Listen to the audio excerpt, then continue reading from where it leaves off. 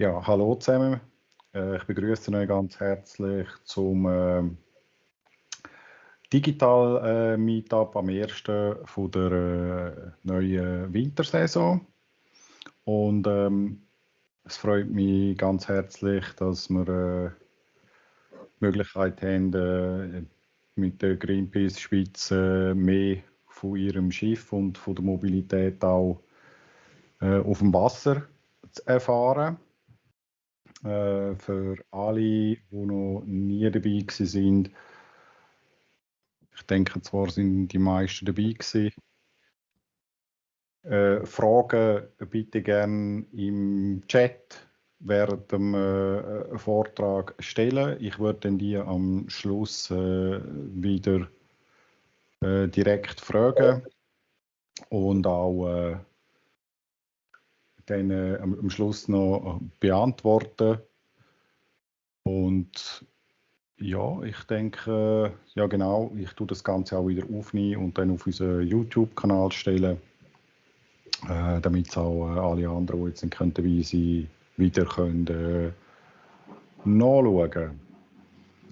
Gut, dann möchte ich das Wort gerade am Martin übergeben. Er ist bei uns ja auch Member, für die ihn nicht kennen, und der hat noch einen zweiten Job eigentlich in Greenpeace, ist er Stiftungsrat. Und ja, Martin, dann möchte ich gerade gerne das Wort dir übergeben. Du musst noch das Mikrofon einschalten. Danke, Michael. Ganz herzlichen Dank für eure Teilnahme heute. If it's okay, I can do it in English, Joel, that you will understand also a little bit. Makes probably life a little bit easier. So yes, I was getting in connection 2010, 11, when I first realized that Tesla is building electric cars, and I was very enthusiastic to get my first car. And 1.5 years later, I was a member of the board of the Tesla Owners Club Switzerland. So I wasn't also really car enthusiast, but I thought, okay, this is technology that can change a lot, and we have to go forward to talk about this topic, because for me, it was sure when I was driving the car for the first time, this technology will change a lot. And regular combustion engines are dead. So it took quite a time till this happened. And then in 2016, I get a call from Greenpeace, and they asked me if I would like to have lunch with the president of the board. And then I was asked if I would like to join the board. So perhaps if I go a little bit step back, the three central themes in my life are health, technology, and also the environment. So since 2010, I was supporting with my company 1% of the revenue of my company. I was supporting environmental project, and so I get in contact with Greenpeace. And then in 2000, I think it was in 2010, I've met Muriel, because she's responsible for the major donors, and she was raising money for the Rainbow Warrior 3. So that was the first time when I got in direct contact with Muriel. And she was also so nice that she organized a meetup for my wife with the captain. So then for me, just why is this ship or Greenpeace so important for me? When I was 12 years old, it was quite a tragic story when the French Secret Service had blown up the Rainbow Warrior. The Rainbow Warriors, they're supposed to lead the whole fleet of boats against the nuclear weapons tests on the Mururoa Atoll. And it was planned that the Rainbow Warrior will just guide all the smaller ships to this atoll. But for me, why was this happening like a violation against every rules which have been important in my life. So also a person was killed, a photographer, and the French, our neighbors, are doing things like that. So I was quite shocked, and for me, it was clear I have to get active, I have to do something, and we have all to stand together for a better future. So, and because the Earth consists about 70% of water of the surface, we need to have also a boat to be more active, to give also Greenpeace a presence on the sea. So that was the main reason why I think it's really important we have to go forward, and that the Greenpeace and also the Rainbow Warrior is a basic part also for our how do you call it, for unsere Stiftung. So I really would like to thank you. That was my short introduction and how I get to Greenpeace and to the Tesla Club. And I think it would be great to give the word now to Muriel, that she perhaps can say a few things to Greenpeace and her mission there. And the next step will be then we'll have a talk to Joel. And if I'm not sure, but Joel, I think you are captain now since 1989 of the Rainbow Warrior. Could that be? Yes, correct. Okay, great. Okay, so then if it's okay, I would like to hand the word to Muriel. Yes. Ich mache in Schweizerdeutsch weiter und man sieht mich nicht, weil ich eine Präsentation freigegeben und das geht leider nicht zusammen mit einem Bild. Aber deshalb habe ich jetzt, damit Sie sehen, wie ich aussehe, habe ich ein Foto in die Präsentation hinein. Wir wohnen eigentlich bis seit 30 Jahren bei Greenpeace, aber wie gesagt, wie der Martin sagt, ich bin zuständig für Projektspenden und Stiftungen.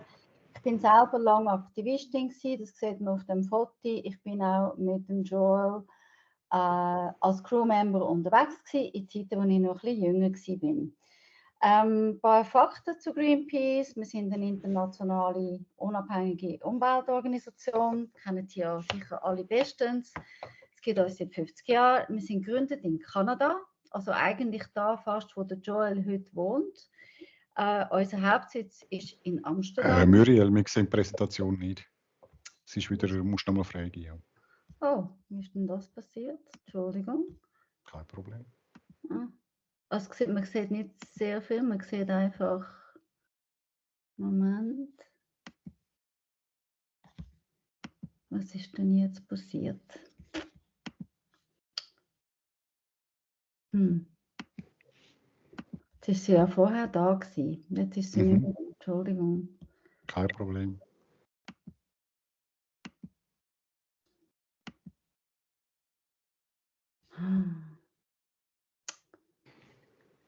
Jetzt kommt etwas. Ja, jetzt sehen wir den ganzen Bildschirm. Das ist aber nicht die Idee. Wieso ist sie jetzt da? Jetzt. Aber das ist komisch. Jetzt ist es gegangen. Es kommt, glaube ich, wieder etwas. Jetzt ist es noch schwarz. Jawohl. Jetzt sehen wir sie. Da bin ich froh. Also, Entschuldigung, dass sie wieder rausgefallen ist. Kein Problem. Ich mache weiter. Es ist nur ein kurzer Einstieg zu Greenpeace für diejenigen, die es vielleicht nicht so kennen. Aber unser Hauptsitz ist in Amsterdam. Wir setzen uns ein für weltweit für ökologische, soziale und gerechte Welt, Erhalt von der Biodiversität, Schutz vom Klima, Wälder, Meer, und in der Schweiz schaffen wir zum Thema Plastik, Zero Waste sowie auch zum Thema ökologische Landwirtschaft und Finanzen. Was Greenpeace unterscheidet zu anderen Organisationen: wir sind finanziell unabhängig in dem Sinn, dass wir keine Spenden nehmen von Firmen oder von Staaten. Wir finanzieren uns nur über Privatpersonen und Stiftungen. Was Greenpeace als Organisation ausmacht, das ist das, was man so sieht in den Nachrichten, das sind die direkten Aktionen. Das ist immer das, wo einfach die Bilder, wo man dann mit diesen Bildern dann wir eigentlich auf Probleme aufmerksam machen. Wir sagen auch, wir legen das friedliches Zeugnis ab über die Umweltzerstörung.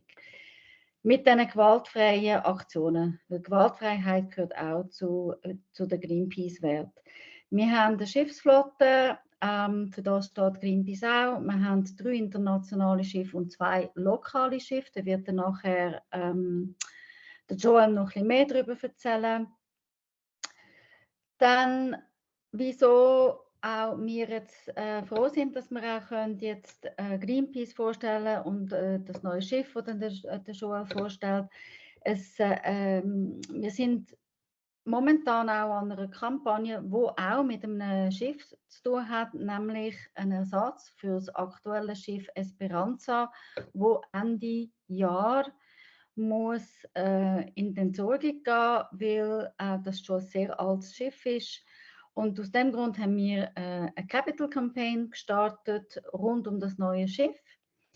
Im Moment sind wir an einer Machbarkeitsstudie. Wir prüfen das Interesse und auch die Rückmeldungen in der Schweiz. Und heute Abend ist es für uns auch interessant, zum Beispiel zu hören, was Sie denn zum Beispiel zu dem Schiff oder zu der Idee und Vision, die Greenpeace hat, denken.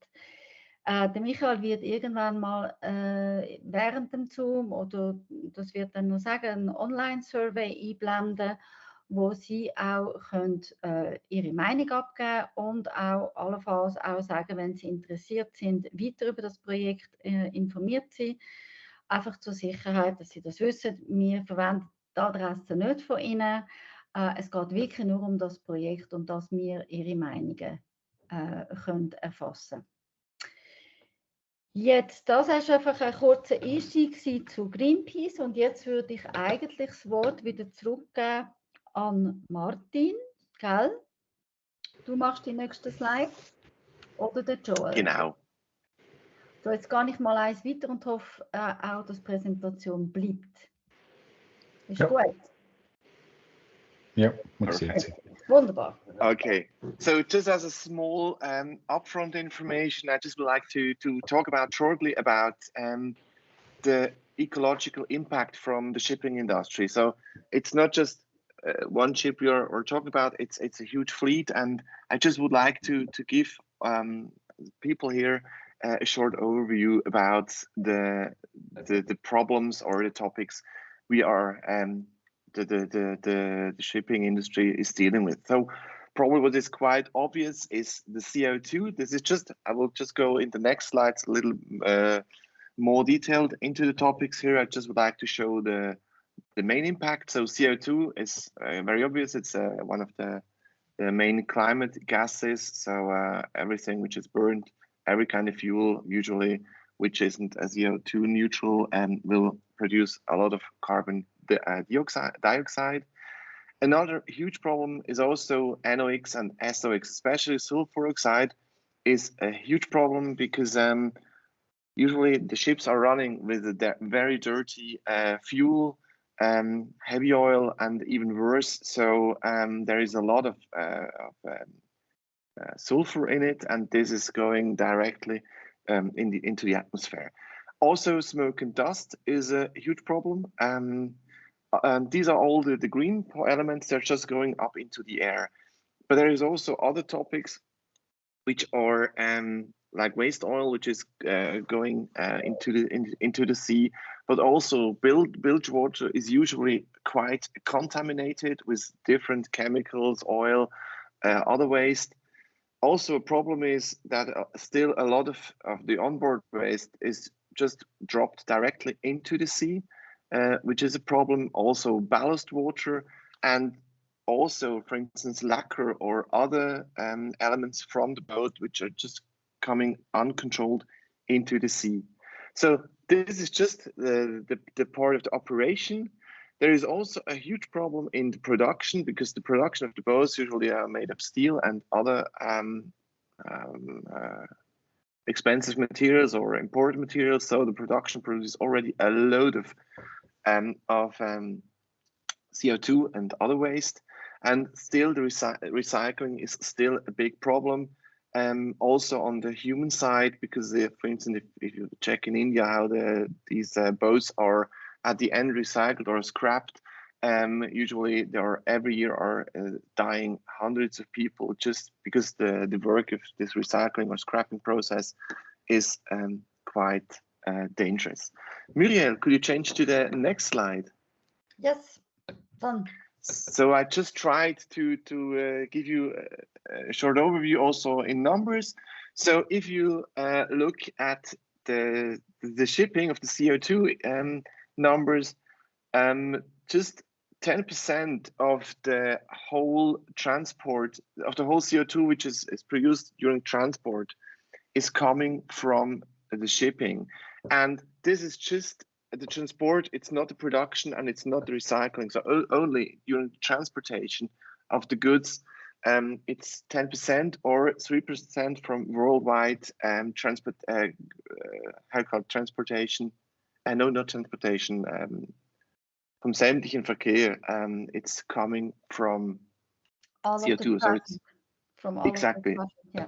So it's quite a huge number, and if you compare it, for instance, on the left side, how maritime emissions compared to cars in Europe, so there are many countries which the fleets are producing much more CO2 than all the cars which are driving in this region. So I think not many people are aware of these numbers, that it's quite crazy how large these numbers are. If you go to the next slide, here you see other emissions, and there it's even worse. So for me, it was quite shocking to realize that the 15 biggest mega ships have the same amount of SOx, of sulfur monoxide, as 760 million cars worldwide. So it's just unbelievable, these numbers.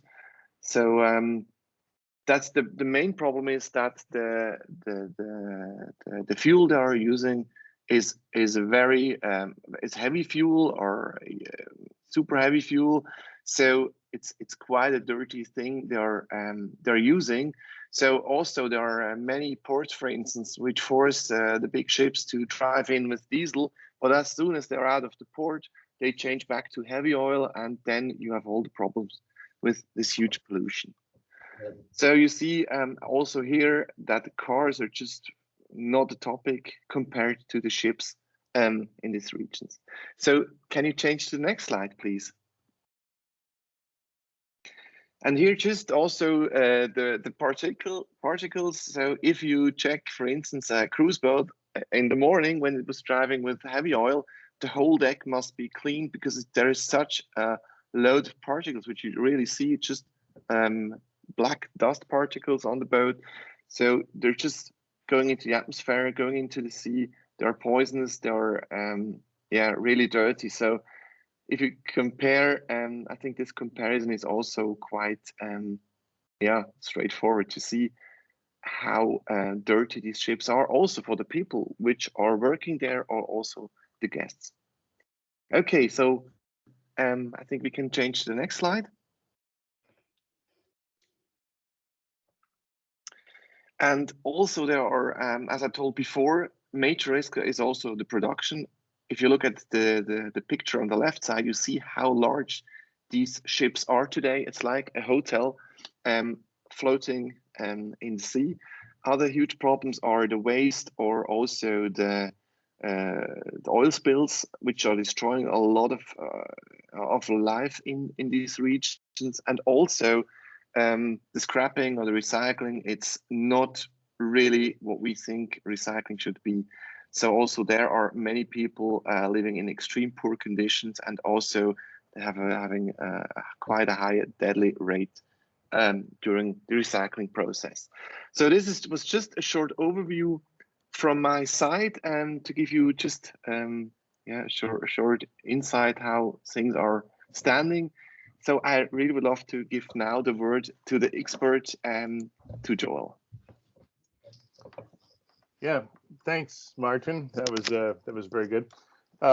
Yeah, you reminded me when the the first Rainbow Warrior was blown up by the French. I was running cargo ships from up to Alaska, and I was in Bethel, Alaska, delivering the first cargo of the year when the ice broke up.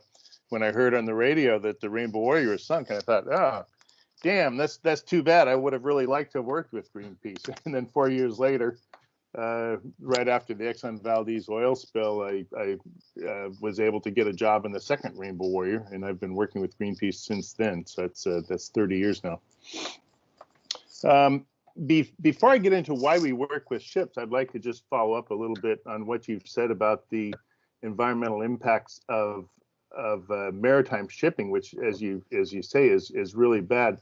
The IMO, which is International Maritime Organization, is calling for 50% cuts from the 2008 levels of maritime shipping emissions by 2050.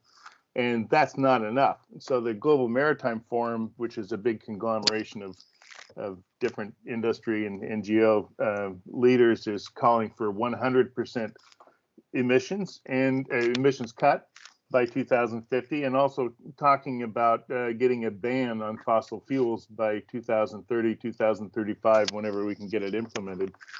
So one problem with all the pollution is the actual pollution, of course, but there's a lot of regulations, and but not enforcement. So the regulations are nothing if they're not enforced.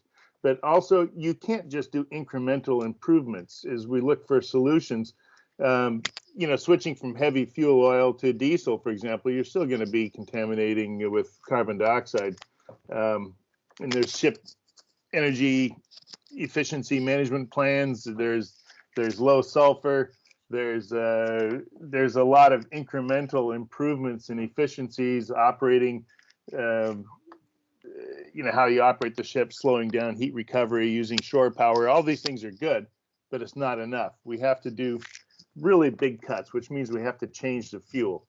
Now, one thing we're working with is using sails. I'll get into that a little bit later, but we really have to change the way maritime shipping is powered.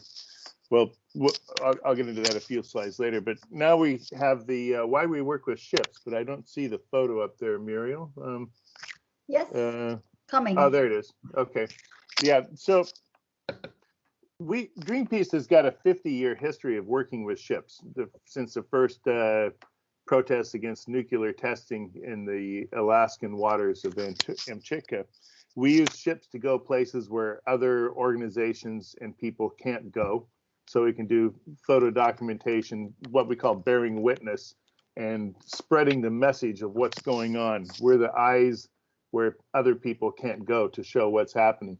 In the first picture, you can see we're pulling a FAD, a fish aggravation device, which is part of our fight against destructive fishing practices, which is why Greenpeace now has a calling for 30% marine protected areas in 30 years, or by 2030. Actually started this a while back.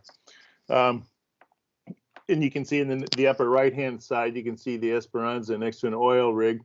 This is, of course, a huge fight that we've been working on for years. For Greenpeace has been telling the world we have to do something about climate change, and nobody really paid attention until now. We're in all these climate emergencies with flooding and massive hurricanes and wildfires and all these things, and people realize, oh yeah, we're now in the climate emergency. It's not some abstract thing that's going to happen in future generations. We're experiencing now, and if we don't get to 1.5 degrees pathway, of course it's going to get worse. You see the lower left, deep sea mining. This actually is a big thing, because we're looking at as electrification in let's say short distance transport, like for cars, Teslas, and you need minerals for the batteries. Well, chewing up the bottom of the oceans, pulling up these mineral rich nodules is not the answer. There's other answers. We can't destroy the environment to save the environment.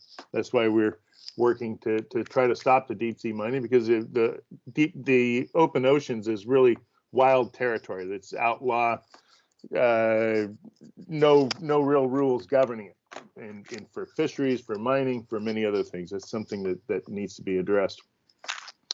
And you can see again the Esperanza on the lower right hand side. In the southern hemisphere, we have 2 ice class vessels, and this helps Greenpeace to go to places where other organizations can't go. And Mira, next slide, please. So life on board of a Greenpeace ship. It's quite interesting. It changes all the time. The dynamics of different crews. There's never one voyage. It's quite the same. We structure our ships quite professionally with certified crew members. Captain, 3 officers, navigation officers, radio officer or ETO, cook, bosun, deckhands, engineers, chief engineer, second engineer, electrician. So we have about 15 to 18 crew to run our ship, and that gives us space for 12 to 15 campaigners, which might include a videographer, a photographer, experts, perhaps media that's invited on board, or when we do scientific research, we have scientists coming on board. So you can see in the upper left, that's our radio operator working. We call it radio operator. Well, we still use satellite technology, which uses radio waves, of course, but it's spreading our message to the world is really important. We used to start with the old methods of getting video out while we're at sea was really difficult. Now it's much easier as we get advances in technology and satellite technology. You can see in the right-hand side, we have some of our scientists looking at, I believe that's a side scan sonar. Sometimes we use ROVs, we use submersibles, we use a lot of things to see what's going on below the ocean as well as above the ocean on the surface. And then we have workshops to do regular maintenance, and we have other people that do ship tracking. Whatever the particular campaign is, we do it. We have usually a regular schedule on board the ship. We have watches around the clock, 24 hours a day, and I would say we always have a very good safety conscience, safety culture, that we try to make our operations as professional as we can. Occasionally, we do what we call NVDA, nonviolent direct action. That's usually after all other forms of communication and negotiations has failed, and we feel the need to maybe break a minor law like criminal trespass or something to call attention to a particular issue that we need to highlight. Next slide, please. Well, we have some really good cooks on board, very nutritious meals. We have the upper right-hand picture is the conference room of the Rainbow Warrior, the 3rd Rainbow Warrior, where we hold press conferences regularly. Sometimes we have town hall meetings. We use the ships as this iconic image. We pull into port and people notice it, and it's an attraction, and that allows us to invite different people from all forms of the community, politicians, industry leaders, NGOs, and pull them together to open up a dialogue and discuss how we can go about finding solutions. We do a lot of work with computers nowadays, and on the lower right-hand side, you can see the heli deck of the Rainbow Warrior, which is having an open boat, as we call it, where we invite the public to come down. Sometimes we'll have 2,000 or 3,000 people a day coming down to see the ship, where we take them on different tours and have little sessions where we talk to them and explain the problems of the particular area that we're in. Muriel, next slide, please. So here we have the 3rd Rainbow Warrior. The first one, as we mentioned, was blown up by the French protesting nuclear testing in Mururoa. The second one we retired because it was we converted it to a sailing vessel from an old fishing hull, and it was very old. It was past its end of life. So we recycled that in a proper way. And this is the first time Greenpeace has designed and built our own sailing ship. So we realized that with the climate emergency, we have to find alternate sources of propulsion. And when we designed and built this, it was launched in 2011. There wasn't an option to using diesel, MGO, marine gas oil. The only thing we could do is get the low sulfur and add some after treatment to try to control the nitrous oxide, sulfur oxides. But the main propulsion on this vessel is the sails. We have a very easy system to set the sails on this. I've done 14 knots on this ship under sail only. The propeller feathers in a way that it doesn't create any drag. And we try to use the sails as often as possible, as long as we don't get sent against the wind, prevailing winds. That's what we can usually do. So at the time, I think this was a very innovative ship design, and it's worked very well for us. Right now, this is our ship that's going as close to Glasgow for the COP conference as we can get it. They're not allowing ships to get right there, but it's a very iconic image, and it's changed the hearts and minds of millions of people around the world. It's a good ship. I've been lucky enough to sail on it quite a few times, including the launching. Next slide, please. So this is the Arctic Sunrise. This is our best ice class vessel. It doesn't have sails. We bought it in a time when we really needed to get into the Arctic regions. Before, we'd sent some not fit for purpose vessels down to Antarctica that were not with ice reinforced hulls, and as the regulations around operating in Antarctica and polar areas get stricter and stricter, which is a good thing, we need to have ice class vessels. This is a really good action tool of ours. We've had it in the Arctic, the Antarctic. It's gone places where most ships can't go. It's a very good ship, still very active. We're going to have to consider replacing it. We have a retirement date for 2031 for that vessel. Can I go to the next slide, please? So part of our maritime strategy, well, first we want to take the best of what we've learned over 50 years, which means we still need, we've determined 3 large ships, including ice class vessels and sailing vessels.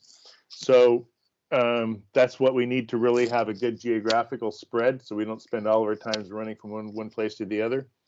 But we also need to be flexible and be able to go places where the big ships can't go. So you see on the right-hand side, that's the Beluga 2. That's the German vessel. Our German office operates that.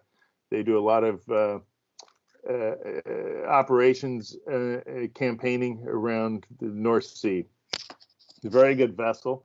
And on the left-hand side, you see our new vessel, which is just starting to campaign. We'll actually just start campaigning next January. We just bought it and brought it up from South Africa, where we purchased it. This vessel has been doing charters in Antarctica and the Arctic for quite some time. It has a swing keel, swing rudder, which is in the up position, so that's able to go into very shallow areas. It's also got some reinforcements so it can go into light ice conditions. With the sails, we're able to go extended amounts of time with no fossil fuel needs. And this is part of the new direction. We're looking at how we can be more responsive, how we can be more flexible, how Greenpeace can operate in a more diverse culture. Being Greenpeace is more diverse, we've got more countries, more involvement in remote areas of the world, and we need to be able to go to those areas, whether it's up a river or into a remote Arctic polar region. And let's go to the next slide. So this is the Esperanza. When this was purchased, we were chasing plutonium ships across oceans, trying to stop that trade as part of our anti-nuclear work. This is quite a large vessel, 72 meters.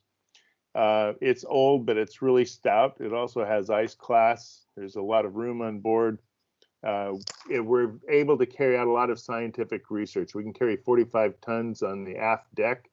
By the way, all 3 of our larger ships have heli decks, so we can take a helicopter on board, although we use drones UAVs more and more now. On this ship, we're able to, it's a very stable platform in high seas in rough weather, which allows us to launch submersibles like non-autonomous submarines and ROVs, remote operated vehicles. You're going down 1,000+ meters, and it's very useful, but we have to retire it. It takes too much fossil fuels. There's no sail power on here.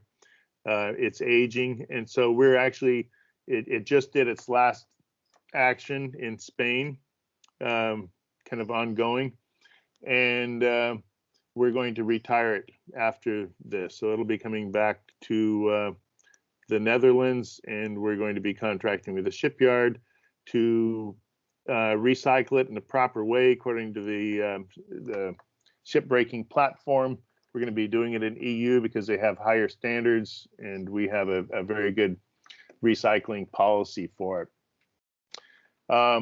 Yeah, I've spent many years of my life on that vessel also, along with the Arctic Sunrise and the Rainbow Warrior. A lot of people are going to be really sad to see it go, but as we face our climate emergency, we have to find options. And our problem of finding options to using diesel is the maritime shipping world's options too, which leads us to our next slide, please, Muriel. So we have not decided that we're building a new ship, but we are very actively into the investigation phase of this. So we have contracted Dijkstra Naval Architects to come up with some concept designs. We've been working on this since 2019. What you're seeing here is our concept design. I'd just like to mention that this is for illustration purposes only, and not to be shared widely. It's not the final version. We're still working on different options, mostly around how we're going to propel it when there's no wind available to us. This has got quite a few innovations.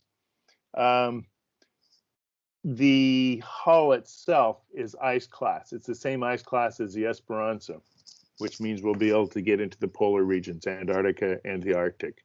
It's very unusual to have a sailing vessel that's also ice class. There's a lot more room than the Esperanza or the Arctic Sunrise or the Rainbow Warrior as far as meeting spaces and work areas inside the ship. And I'd like to just go to the next slide, please. So here, the primary propulsion on this ship is sails. So Dijkstra Naval Architects have designed a relatively old technology of a square rigger sail into what we call the dyna rig. A couple of examples of this are the Maltese Falcon and the Black Pearl, who have this type of mast. Now you notice in this graphic drawing, there's no shrouds or stays or cables holding the mast up. That's unusual for a sailing vessel. So what you have is a bearing at the deck level and another bearing down at the bottom, and the whole mast rotates. Now on a square sail ship, you would move the yards. Those would be the horizontal beams, which are relatively straight because they were made out of wood in the old days. Now these are curved. And I'll just mention that this is the masts are out of a composite material, carbon fiber, for weight issues. So because the yards, because it has this curved shape, we're able to go into the wind where a traditional square rigger wouldn't be able to do that. And the sails are very easy to set and strike. You can set one sail per mast at a time. You can queue it up on a little computer board, and so that means you can set or strike all the sails in let's say 6 minutes. We have to check that on the sea trials. But so because it's so easy to set and strike the sails, if you see a squall coming, you take a couple of the top sails off and you keep going. If you have a short distance, you put the sails out. You don't have to call the whole crew out and make a big production out of setting the sails, or to change the direction for jibing, which is when you pass a wind across the stern on a sailing vessel. You have to be very careful to not have an uncontrolled jibe. which can be disastrous if you're not prepared for it, especially for a large ship with over 2,000 square meters of sail area. But on this vessel, that's not an issue. You just rotate the mast from the bridge. One person can set and maneuver this ship. So you don't need extra crew for this. It's a very, very good system. I'm very impressed by it. I was able to visit the Black Pearl and see how this operates. I think that's going to be a tremendous fuel savings. Now, this is going to save us probably 70% of our fuel while we're out at sea with sailing. A couple of other unique features on this ship are the propellers, which when you're sailing, you reverse the energy in the propeller, so it actually charges the battery bank. So when you're sailing, you're dragging the propellers, and it becomes a generator creating electricity, and that would be enough to operate all of the electrical loads on the ship while you're underway, including all the winches and sail controls, the hot water, the sewage, the lights, the communications, the navigation equipment, the rudder, all this stuff. Now, the battery storage system, because electric, of course, is a very good option for reducing fossil fuels, but it's not dense enough to allow transits all the way across the ocean. So we originally had planned on 4.8 megawatts of electricity, which is a lot. That's about the same as I think I'd calculated out 100 Teslas, but I don't think it was the highest load. I'd have to check my numbers on that, but 4.8 megawatts is a lot of storage. But as we're looking at alternate fuels, which I'll get to in a minute, we've potentially going to reduce that to half, to 2.4. We use electric to get in and out of port, to run the systems while we're in port if there's no shore power available, and also for short distances, like if we need to get out of leave port and get out into the wind where we can set the sails and go sailing, or for peak shaving, so you don't have to start up another electrical generator to provide the domestic needs. It'll work for a little while, and then it acts as a buffer. Now, for the primary energy source, when there's no wind, so if the sails, if either there's no wind or you're going against the wind and you need to have power to the propellers. So originally in 2019, we're thinking, well, we're going to have to use diesel. That was the compromise we thought, because we didn't think anything was available. But technology is changing so fast that we realized that was not really a valid option anymore. So we start really closely looking this year, defining our options. What type of fuel can we use to replace diesel? Because, as I said, batteries aren't enough to provide a long range. It works great for cars, short distance, tugboats and things like that, and go plug into shore power at the end of the day. But if you can't spin the propellers to generate electricity to charge a battery bank, and if you have to go against the wind for an emergency or whatever, we need something else. So what's the maritime industry looking at for replacement? One of the big things they're looking at is ammonia. But in our team in Greenpeace, we don't like ammonia. It's got nitrous oxide emissions, and it's not as good of an option. Methanol is what we were looking at as our transition in 2019. We thought that would be the best solution because it's very energy dense.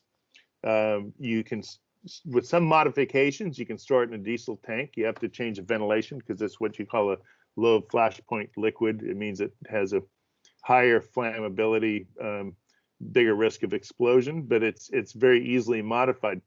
The problem is the technical readiness level for either dual fuel or monofuel methanol engines, where you can, burn methanol or diesel in an internal combustion engine, depending on which one you're able to find globally.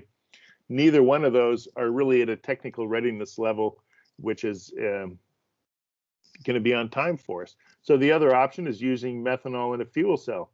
Well, they're not very efficient, and they're not in the size we need for a permeable exchange membrane type fuel cell. They're talking about solid oxide fuel cells, but that's still at least 5 years away. So that leaves us, if methanol is not ready for us, which is still, we're still researching it, but it doesn't seem like it's going to be available. And also for the global supply chain, which I'll get to in a minute, that leaves hydrogen. And for us, it would be compressed hydrogen gas, which would be the best option. Now, liquid hydrogen at very cold temperatures, similar to LNG, liquid natural gas, you load it up in a cold, very extreme cold cryogenic facility on shore, and you load it into the ship, but it immediately starts evaporating as it warms up. So you have to burn that fuel immediately. That would maybe work for a container ship that loads up and then goes across an ocean. But for Greenpeace, where we stop, or say, let's say we put the sails out, we don't need to burn it, then that would be wasted. In the case of LNG, those emissions would go out as a methane, which is worse greenhouse gas than carbon dioxide. So what we're thinking about doing now is extending this design 5 meters to allow for increased hydrogen storage tanks. And we found some Hexagon Purus tanks are available pretty much off the shelf. And there's fuel cells which convert the hydrogen into electricity. So that seems all very good. Seems very clear. That's a good way to go. The problem is the global supply chain. And this is where governments have to come in. If it's not mandated, if we keep paying subsidies to fossil fuels, or if we allow fossil fuel companies to crack hydrogen from methane, from a fossil fuel feedstock like coal or natural gas, then we're not going to be able to find a solution, because green hydrogen is what we need to burn. Because actually, hydrogen cracked from coal or natural gas is a worse greenhouse warming gas than diesel is. We'd be better off sticking with diesel, but we don't want to do that. So that's our dilemma we're facing right now. So Muriel, next slide, please.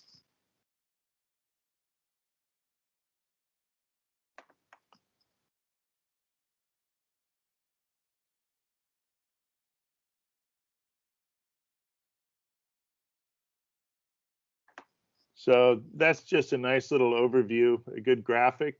You can see the sails. We don't have the graphic set up where you can rotate the masts in this, but that would be done. You can see we have 5 rigid hull inflatable boats that we use, and a launching system for those. And on the stern, you can see a stern gantry right behind the helicopter. This is something we don't have on other ships. That enables us to do more scientific research. And we also have an extendable heli hangar, which would go out over the helicopter if we needed to use it. We'd obviously have to move the yards and strike the sails to be able to land a helicopter. But this is part of the work that Greenpeace does around the world. Sometimes we need a helicopter for getting into remote areas, or for our ice glacier research, for example, when we're measuring the rate of ice melt. Yeah, I don't know. Maybe I should stop and see if there's any questions. Okay. Yeah, the boat looks great. I really like it. It's really, I think it's also pretty big. Okay. May I have a question, Joel? Yes. Yes.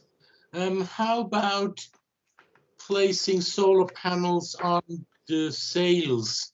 So, and producing electric power for, let's say, the batteries or H2 on board? Very good question. We have a solar study on where we're going to put solar panels, which is on the top deck, pretty much, especially above the bridge, below the forward mast. So every available surface will have fixed solar panels on them. And we've asked about putting solar panels on the sails. The problem is material technology is not there yet. So I think that's going to have to be a future modification. Right now, it's not available, so we'll have to use But I mean, for the sails itself, we'll use a type of Dacron. We don't need to go to the higher grade spectras, but there's not a way to put a PV on that. I'd like to do that, but so far it's not available. So I think we get, we've calculated something like, depending on our operational profile, maybe 2 to 4% of our energy from solar from the fixed panels. Of course, if you're sailing, it might create a shadow on the deck too. So, but we are planning on using what solar we can and when we can, and we might put solar panels up the mast depending on the weight issues. So we have flexible panels glued to the mast going up the mast, which would give us another 200 square meters. And the other part of your question about electrolyzer or for creating hydrogen, we would love to just use to make our own hydrogen, like say when you're sailing and spinning the propeller or off the solar panels, and maybe that'll come. But so far, I don't think the electrolyzers are small enough where it would make sense to put that on board. Hopefully it will in the future as we start mandating hydrogen and as we start moving technology in this direction. There's going to be a lot of incremental improvements and smaller sizes, more efficient. Yeah, thank you very much. So I see this is improving technology needed for the future, probably. Okay. So, I mean, we have a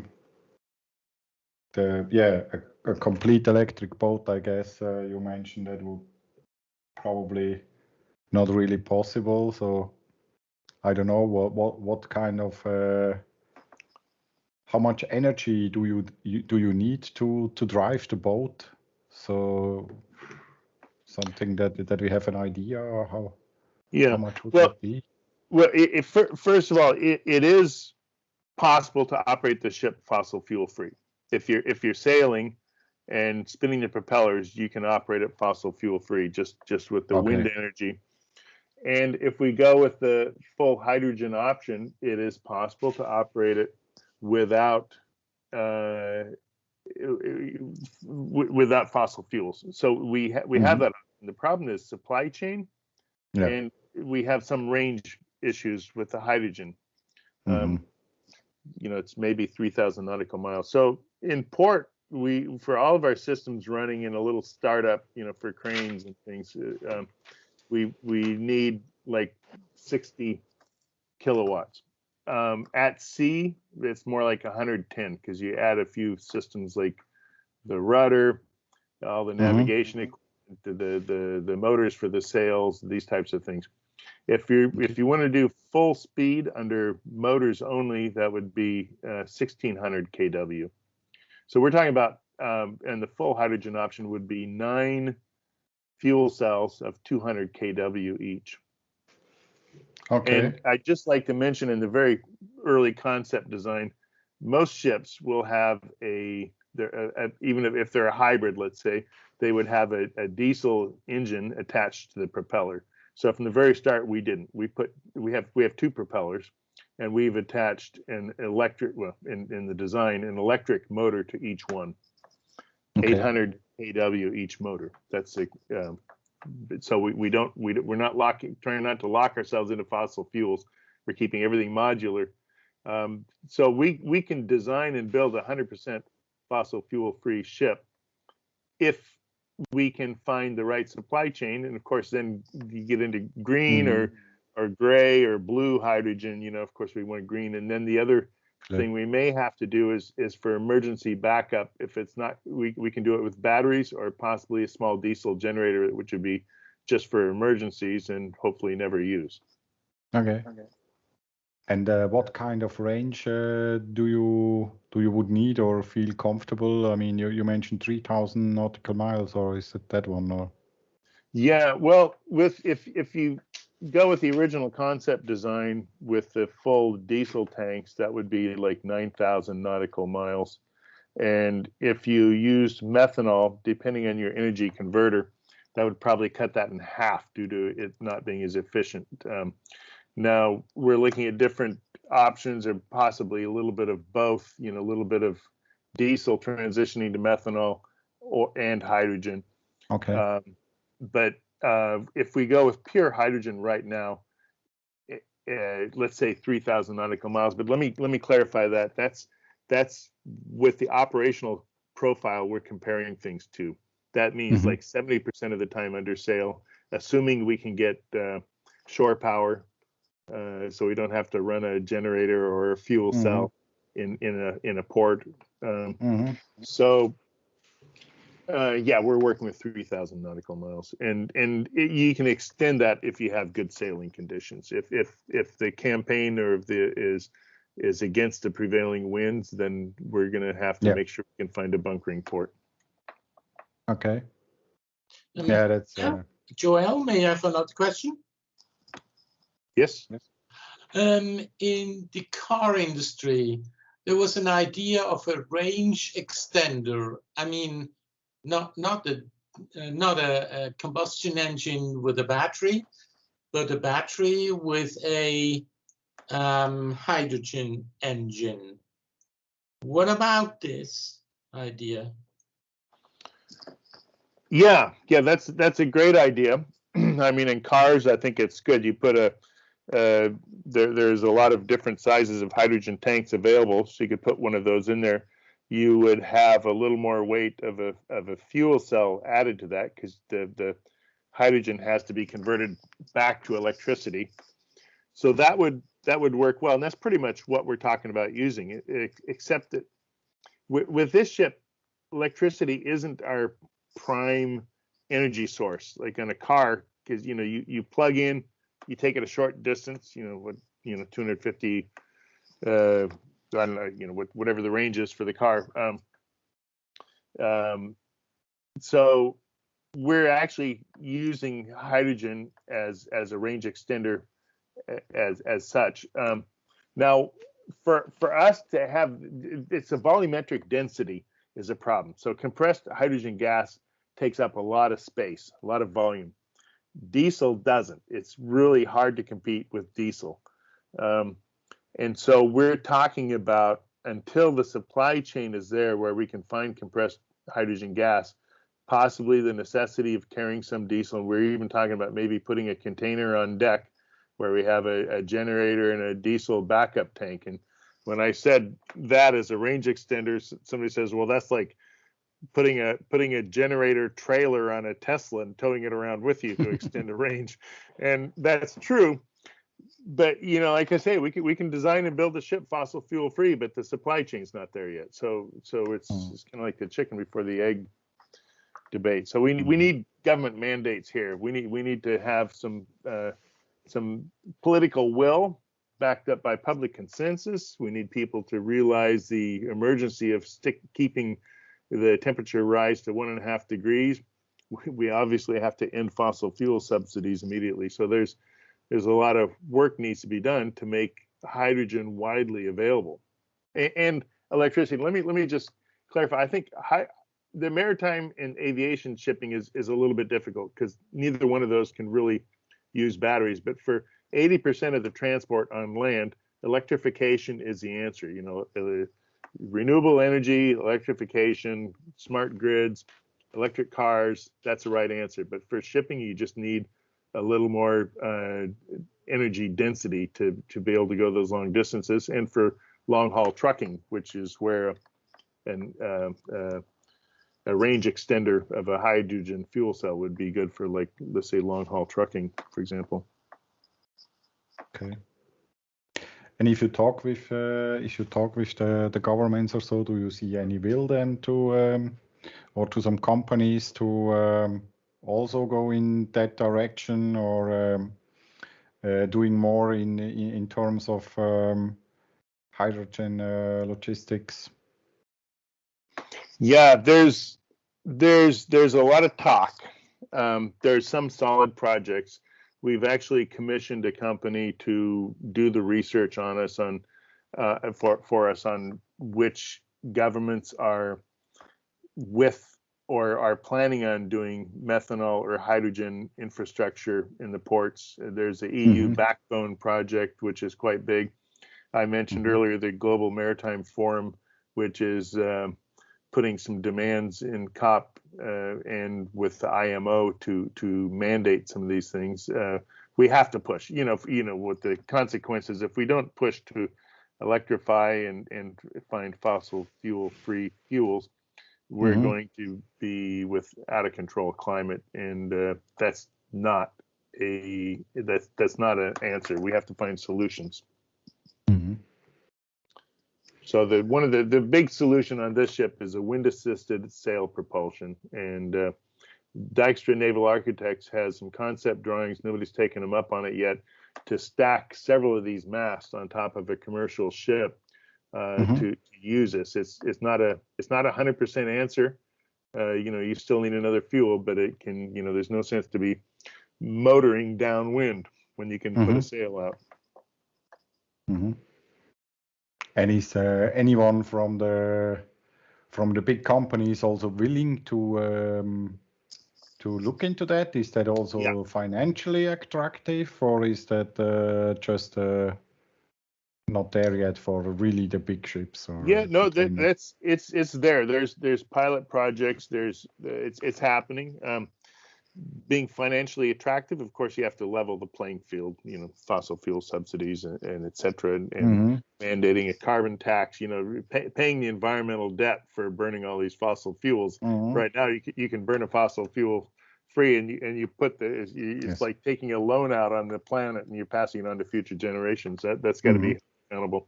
So, yeah, Maersk, they're a big shipping company, and they're looking at methanol. There's others that are looking at hydrogen. Of course, there's a lot of electric ferries, which works very good at tugboats when you can plug them in.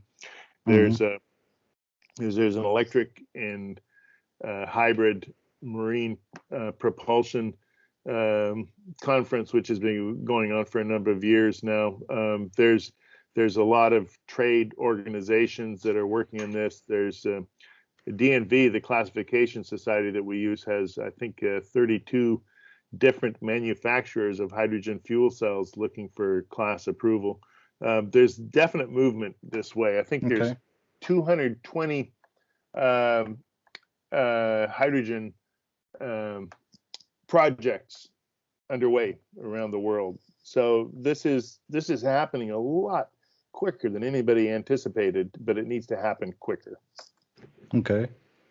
Yeah, because I asked, there is a Swiss company, Leclanche, they made some energy storage, so batteries. And as far as I can see, they're really struggling to really bring their business somehow in a financially attractive region. So to say, and that's why I'm a little bit I have my doubts that it's so great, because I mean if I look at the business model what they have, I mean I think they should really be prosper, and there should be that they should be growing like hell, but obviously they really have some really problems to really be financially successful. That's always a problem with research and development. But I've noticed that Tesla has hit the $1 trillion market. That's a good sign. Exactly.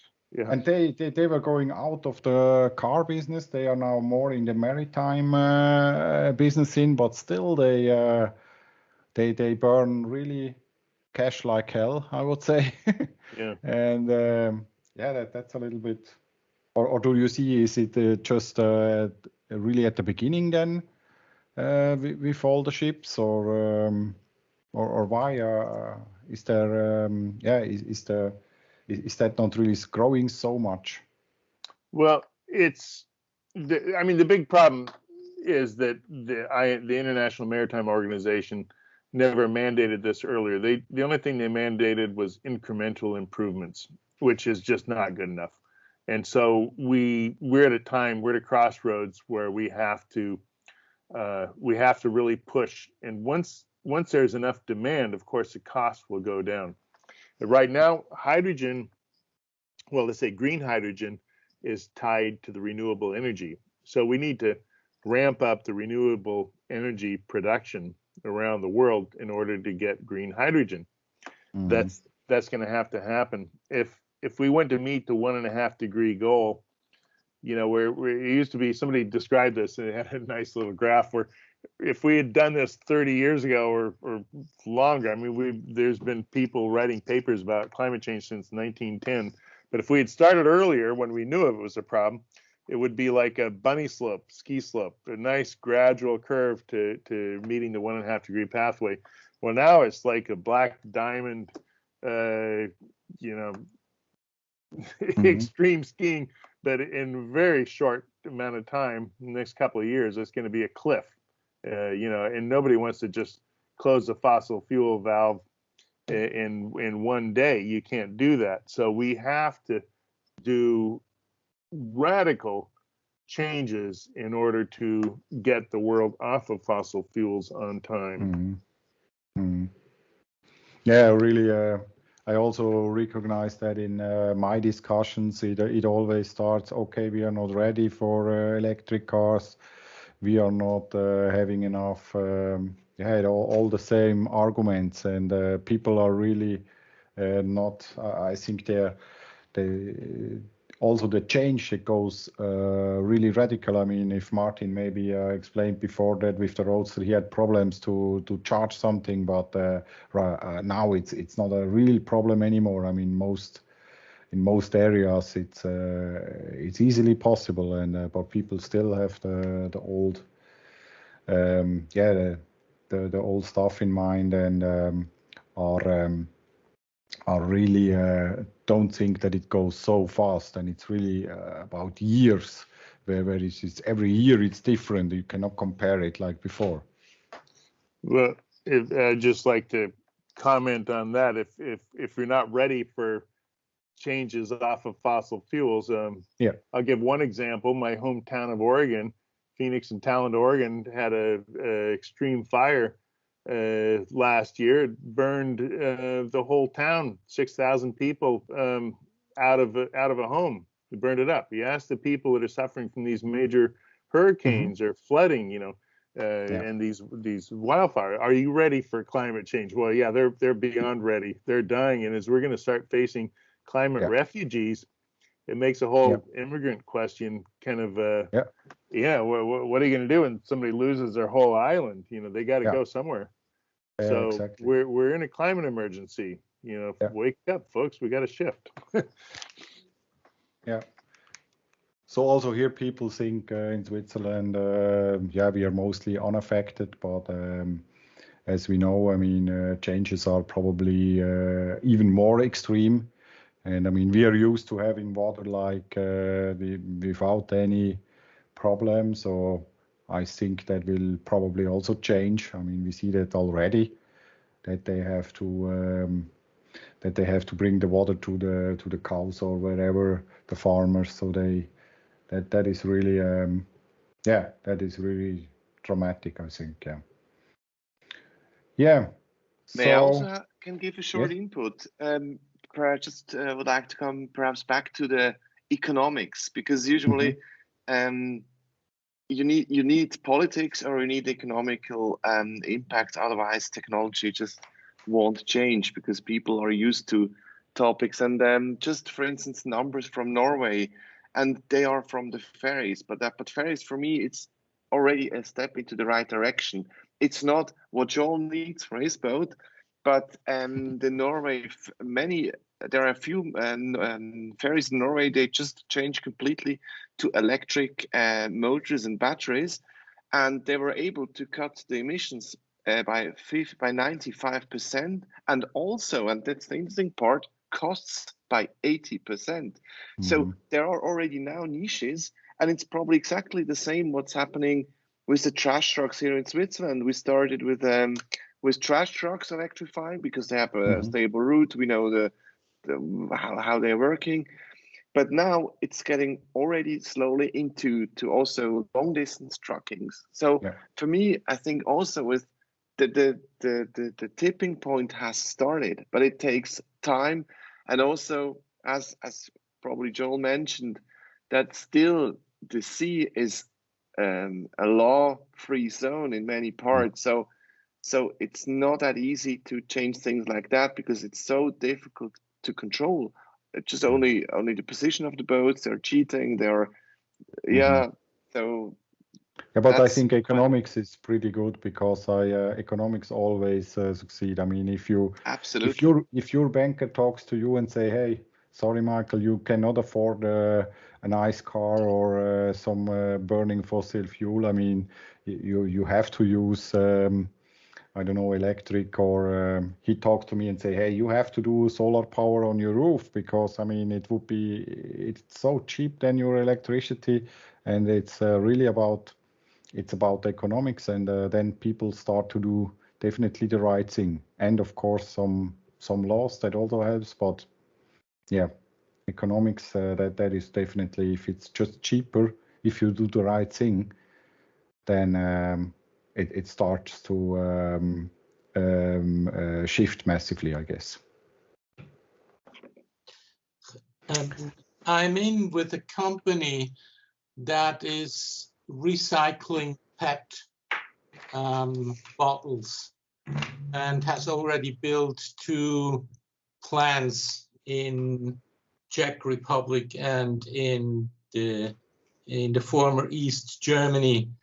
They're expected to have 200 tons of bottles recycled to paraffin oil or to PET again. So this might be a solution not to burn stuff, and to recycle the material, to get the material back in place. So this might help also the oceans. Maybe, I don't know how much PET is going into the ocean, but we shouldn't put it into the ocean, but we also shouldn't burn it. Don't stop burning stuff. Yeah. Okay.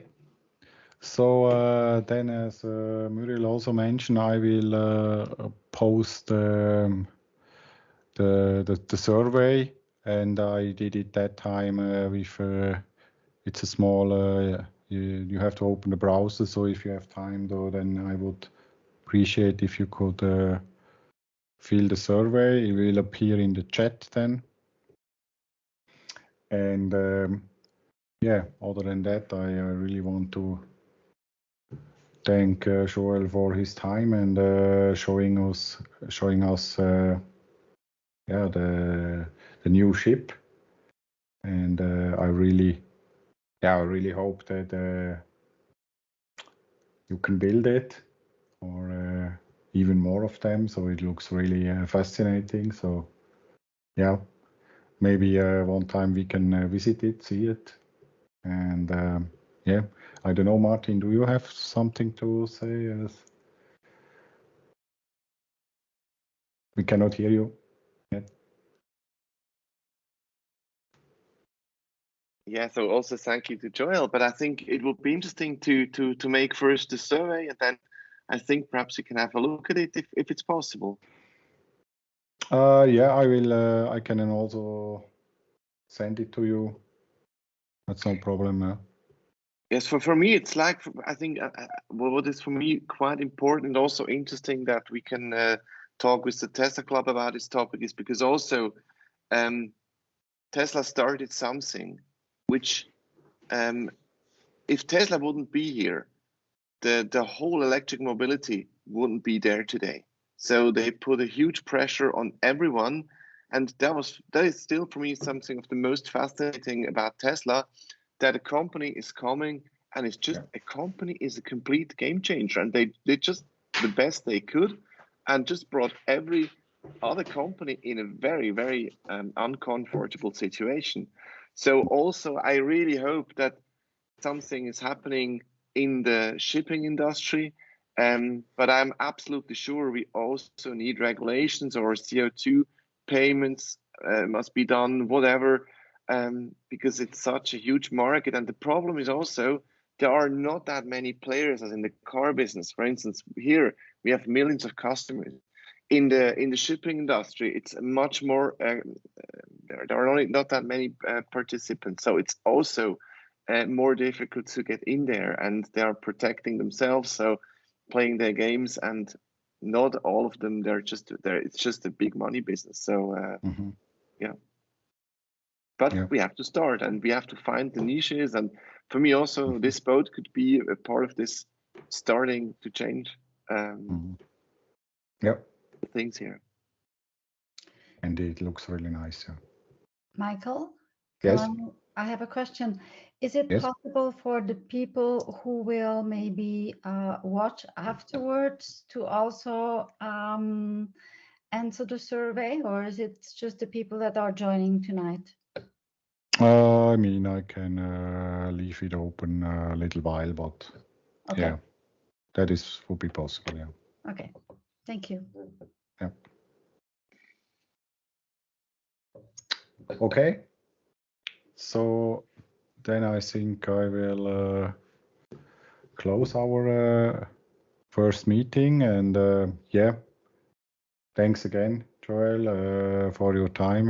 Very, very impressive. Also, the life on board on the ship. I mean, it was very interesting, and yeah, I hope the weather is not too bad tonight.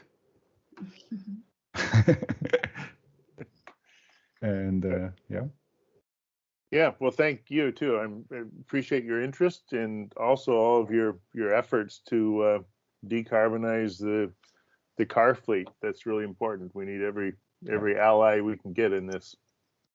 Yeah. Thanks to everyone here.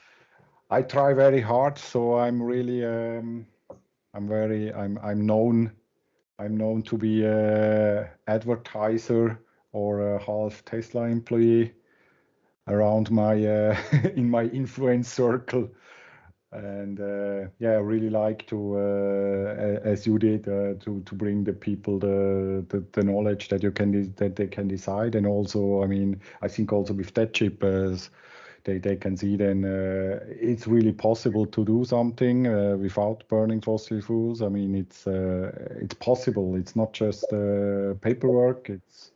It's doable. And I think that is what is it about. Okay. Thanks, Muriel, everybody. one last word from your side, or is it okay? Yes.